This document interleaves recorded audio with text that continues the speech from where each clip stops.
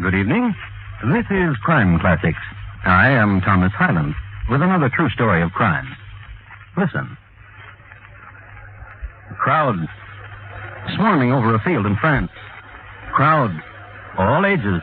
They've come to see this crowd. They've come to look. And the field they're trampling will be packed so hard that the soil cannot be plowed for 2 years after.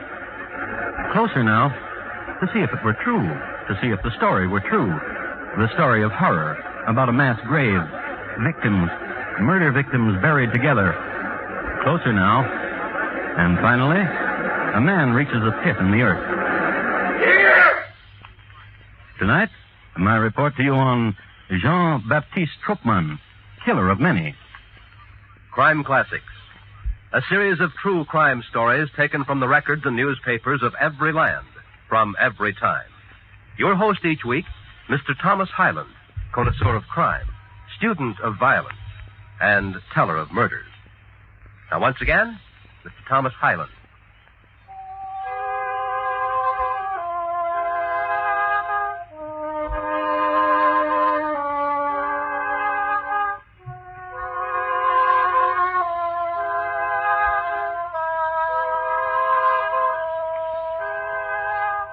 Adolescence is a trying time, a time when imagined sorrow is a constant companion, and loneliness and mystery and joy so great it bursts the heart, sometimes all in a couple of hours.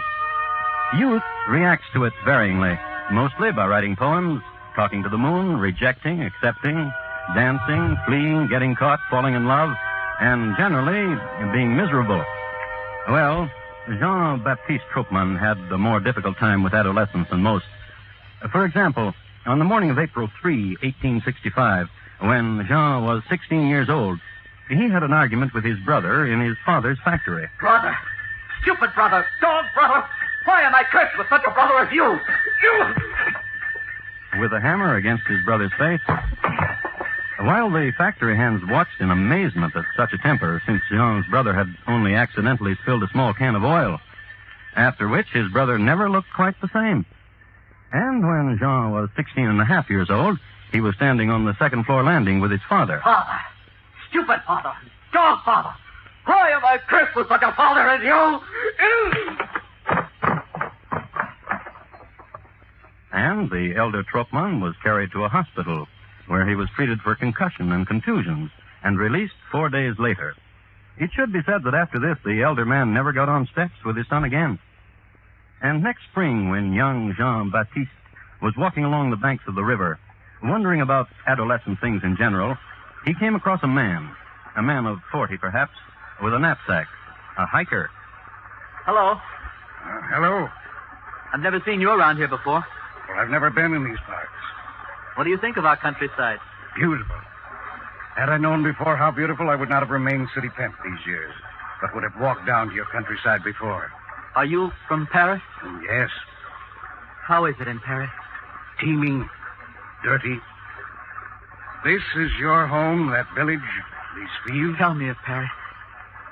You tell me of Paris. Don't mimic me. Tell me of Paris. You... Crazy little monkey, why did you hit me? Don't make fun! You need to be taught!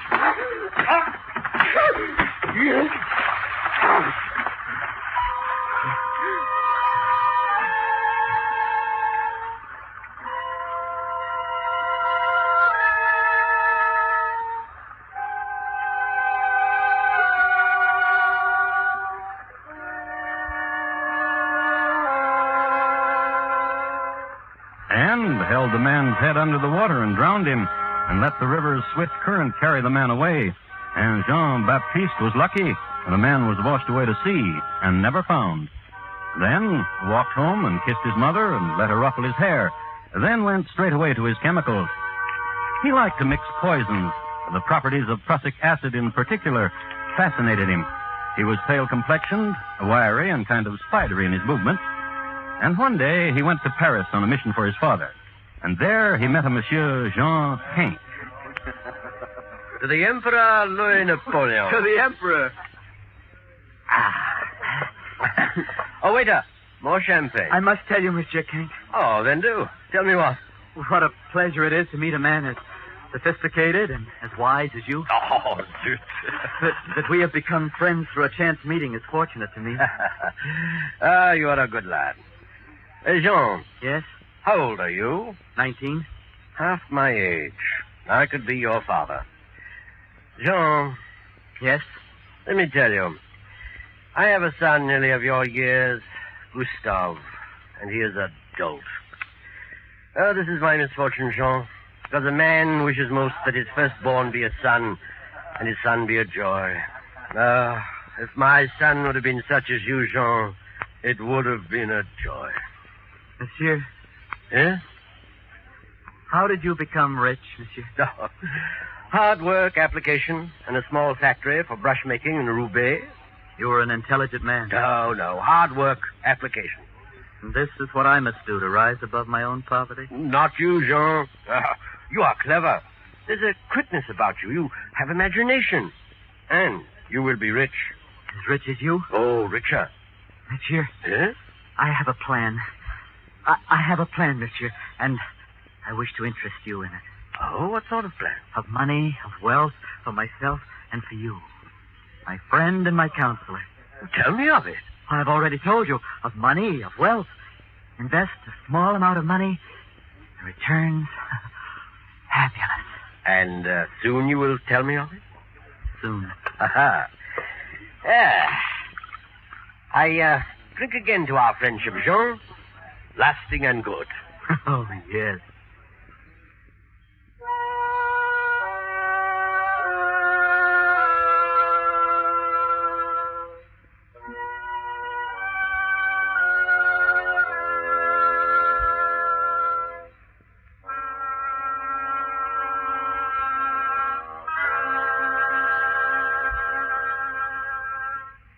I do not like it. But wife, good wife to me, how can you say you do not like such as he? There is something about that boy.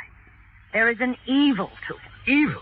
A youth of 19? Like a night bloom that sickens and exudes an essence that stifles. Oh, how can you say that? By speaking like this, Jean-Baptiste Troppmann is a youth who hugs close evil. And more I will tell you. What? When you're not here sometimes, he questions me. Well, bright lads ask many questions. Of the state of your affairs. How much money you have. In what form? How quickly could your bonds be negotiable? Have I insurance? Had you and the children? Also the value of... Mama? Yes, Gustave. The children are all asleep. Emile and Achille chose the left bed this evening. Alfred and Henri the right. And Marie is asleep the first of all, in the nursery. Oh, you're a fine son, Gustave.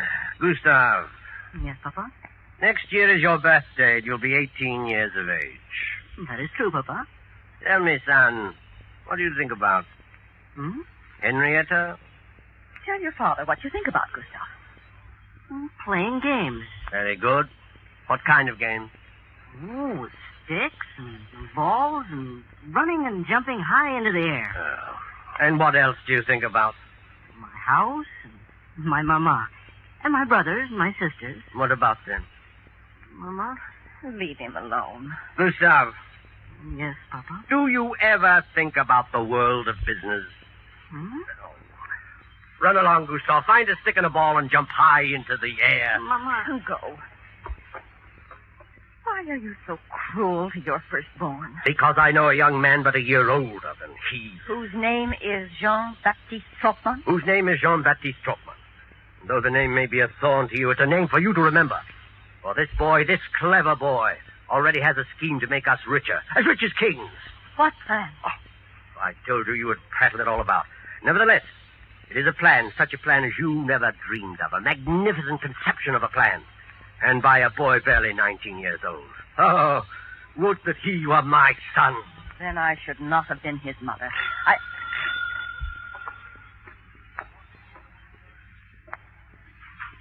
Oh, Jean-Baptiste, welcome. This house is yours. Welcome. What unhappy woman bore such a monster for a son?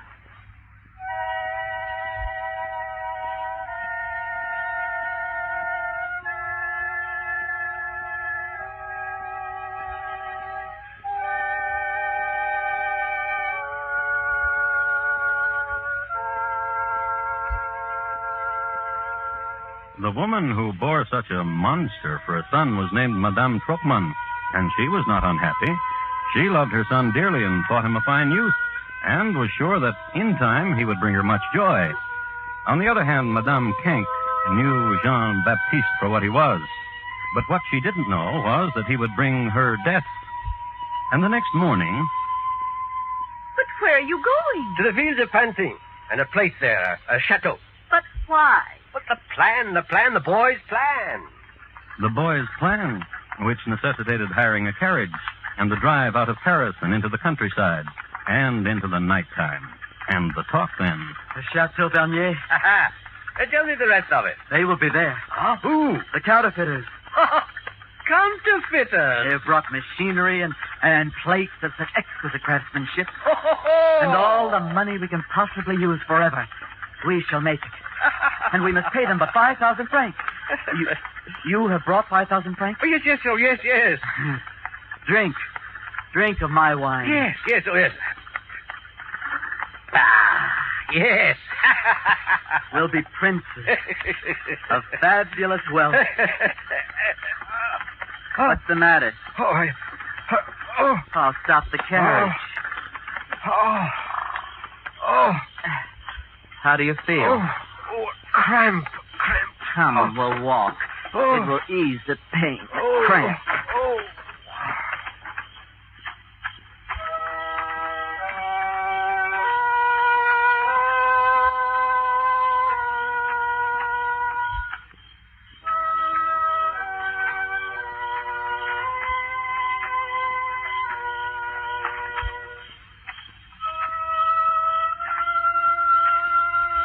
They walked only a short way, and then Monsieur Kank fell to the ground.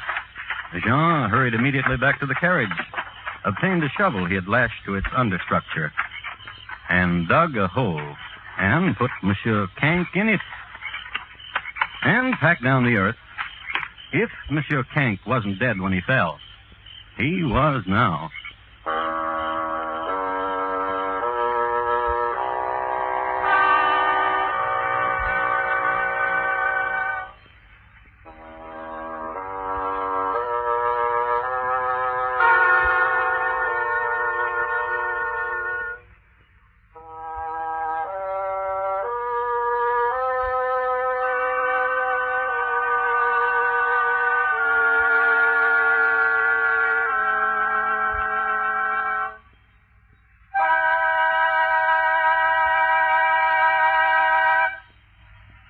You are listening to Crime Classics and your host, Thomas Hyland, and his report to you on Jean-Baptiste Troppmann, killer of many.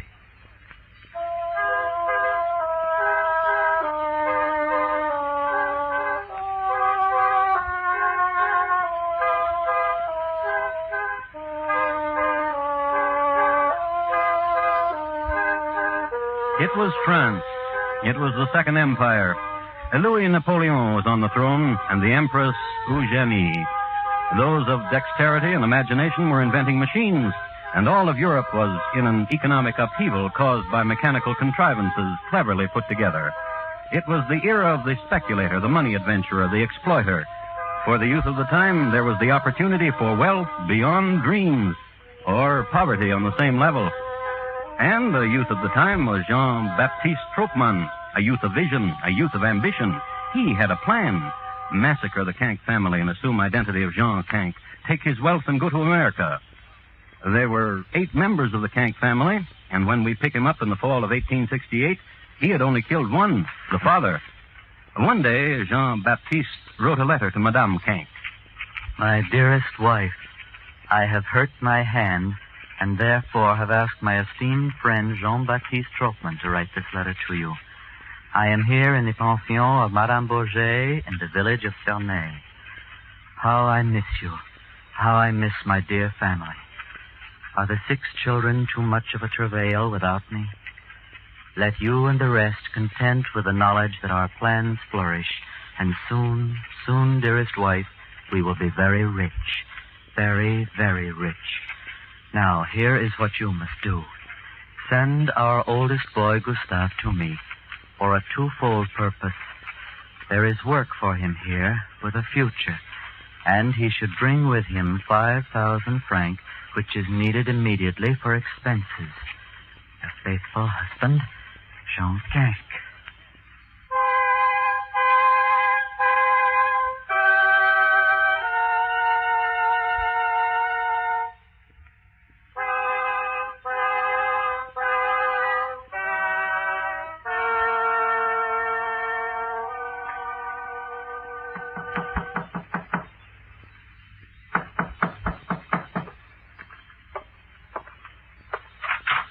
Oh, Gustave, come in. Hello, Monsieur Troppmann.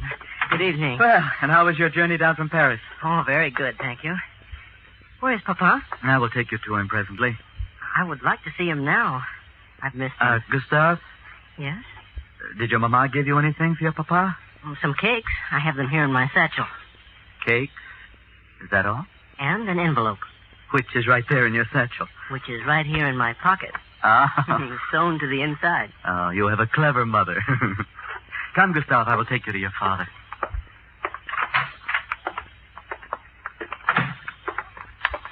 Monsieur, Yes, Gustave?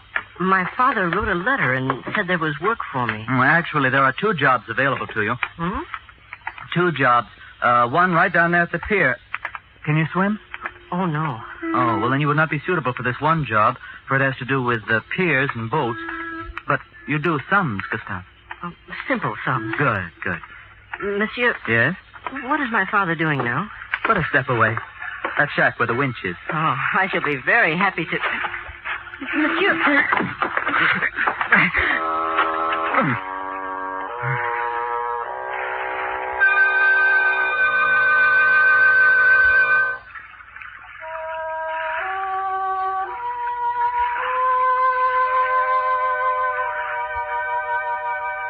Jean strangled the boy, tore open the sewn pocket, extracted 5,000 francs from it, and then... It was said that on the night of Gustave's disappearance, Jean returned to the pension exhilarated. He paid the landlady for a bottle of wine with 100 francs. He toasted everything and everybody, and went upstairs to his room singing... Avec les pieds A saucy tune of the day.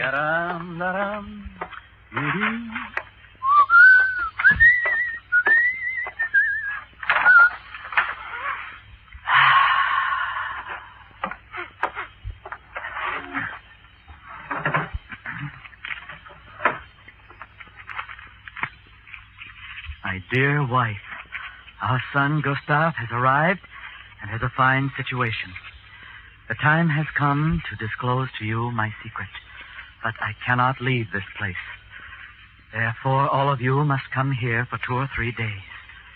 This won't hurt you, for Troppmann has procured and has put up 500,000 francs for our venture. I must match this sum with what I have.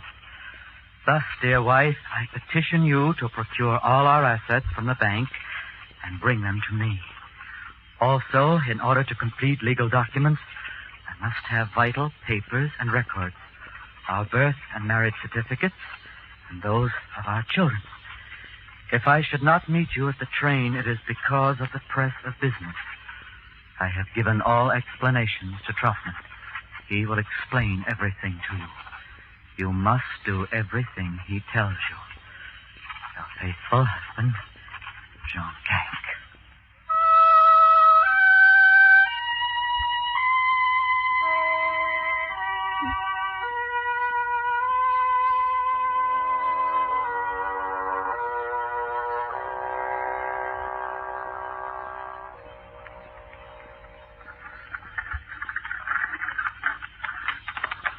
Right, Madame Canque. That chateau over there. What are the children? They sleep? Yes. Then let them. Wait. Achille. Wake up. Listen. Now listen, Achille. Monsieur Troppmann will take me to Papa, who is in that chateau. I will bring him back to you and the children. Watch over your brothers and sisters, dear son, and I will bring Papa to you. Very well, Monsieur Troppmann. My arm? And will Gustave be with his Papa? Will I see my Gustave? No. No. He's dead. He's dead, Madame. As your husband is dead.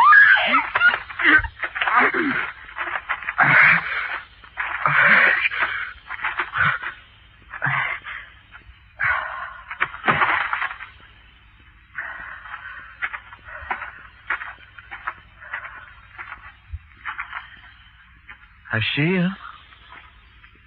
Come here. Come here, my child.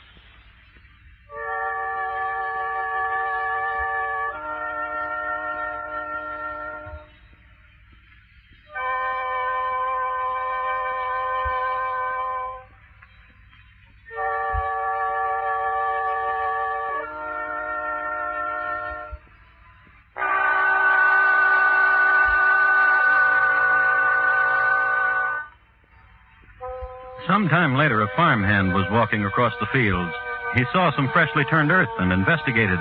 He ran straight to the police, and the police came to the field. And not only the police. You remember, crowd, come to see, come to look. A mass grave where were buried 6 members of the Kank family. Yes! And they saw what they had come for. Since the elder Kank was not to be found, the police immediately assumed that he was the murderer and began their fruitless hunt for him. In the meanwhile, in Le Havre, on a rainy day... And you believe there will be no difficulty in obtaining a passport for me? To America? To America. Monsieur, Yes? why do you not go to the authorities, monsieur, huh? Why do you need such as I to forge a passport for you? Invent a reason for yourself, my friend. And let it satisfy you. I will be satisfied only if I am paid well. As you will be. Of course. However, a small... Oh, forgive me, monsieur. I must... You, stay where you are. I'm afraid, monsieur, you would have to find another, my friend, the police. Well, how, Ferdinand? Have you been looking for me? There's been thievery on the docks, little friend. And I, of course, have been accused? Who else? Because it is a rainy day and you do not wish to look very far. Perhaps. Tell me, who is your friend here? What? I do not know. Who are you, monsieur? Yes, you. Who are you? Me? Exactly you. Why do you ask that? Because you are with the little thief here, and so elegantly dressed, monsieur. What do you do here? What connivance do you make with this small robber? I don't even know him. Who are you, monsieur? Your name, please. What? So hesitant, my friend? You have papers. Oh, yes. No, yes. Yes or no, monsieur? Do not run. Come back. Out. Come back. Come back. Madman. Stop the madman. He will fall into the sea. Stop him.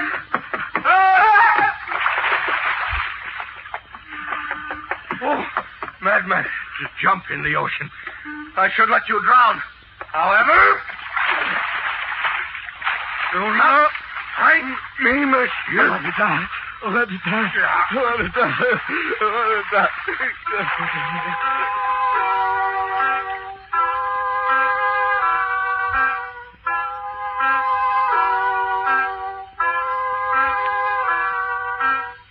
But the policeman pulled Troppmann out of the ocean and took him to the station.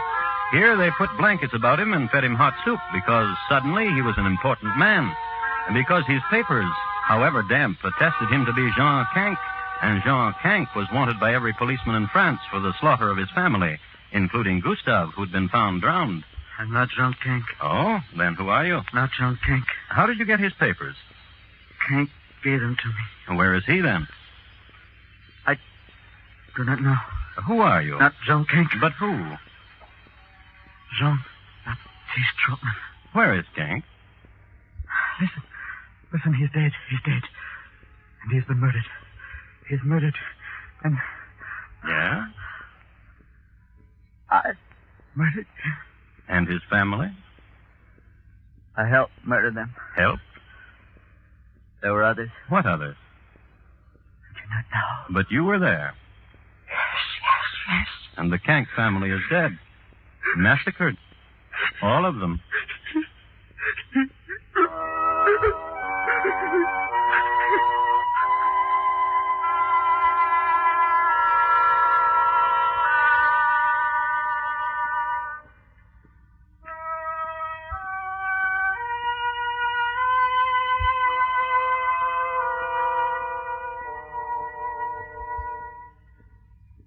There was a trial, and there was a verdict, guilty, and there was the guillotine. And the days of the beast were done.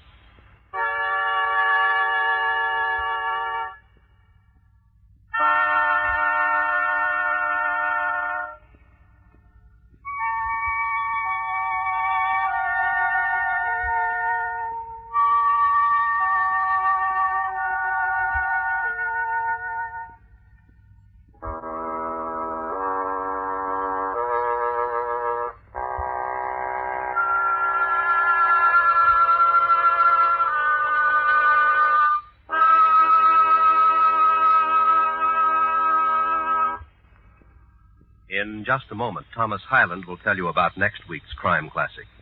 Jean-Baptiste Troppmann, tonight's crime classic, was adapted from the original court reports and newspaper accounts by Morton Fine and David Friedkin. The music was composed and conducted by Bernard Herrmann, and the program is produced and directed by Elliott Lewis. Thomas Hyland is portrayed on radio by Lou Merrill. In tonight's story, Jack Edwards was heard as Troppmann.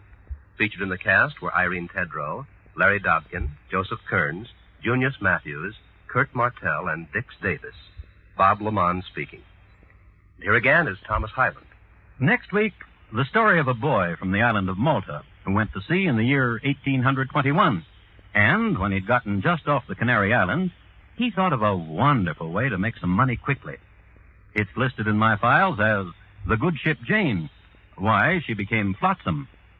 Thank you. Good night.